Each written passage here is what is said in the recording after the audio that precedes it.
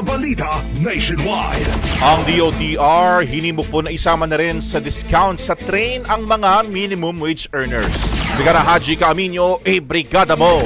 Brigada Live Report. Nanawagan si House Deputy Speaker at TUCP Party List Representative Raymond Democrito Mendoza sa Department of Transportation na isama na ang minimum wage earners para sa 50% na discount sa MRT3 at LRT Lines 1 at 2. Naunang inanunsyo ni Secretary Vince Dizon na ilulunsad ang special beep cards na otomatikong may 50% discount para sa mga estudyante, senior citizens at persons with disabilities o PWD sa Setyembre.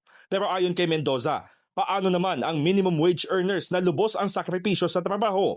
Anya, habang patuloy nilang inilalaban ang panukalang legislated wage hike, dapat na gumawa rin ng paraan ng pamahalaan upang makaramdam ng ginhawa ang mga manggagawa. Kaya apela ni Mendoza, isama na ang minimum wage earners bilang benepisyaryo ng 50% discount sa railway system sa Metro Manila para kahit papaano ay makabawas sa kanilang gastusin. Sabi ni Mendoza, sa naturang diskwento, makatitipid ang minimum wage earners ng tinatayang 840 pesos kada buwan o extra na 35 pesos na take-home pay kada araw. Giit ng House Leader, ang bawat pisong natitipid sa pasahe ng mga manggagawa ay makakatulong sa kani-kanyang pamilya.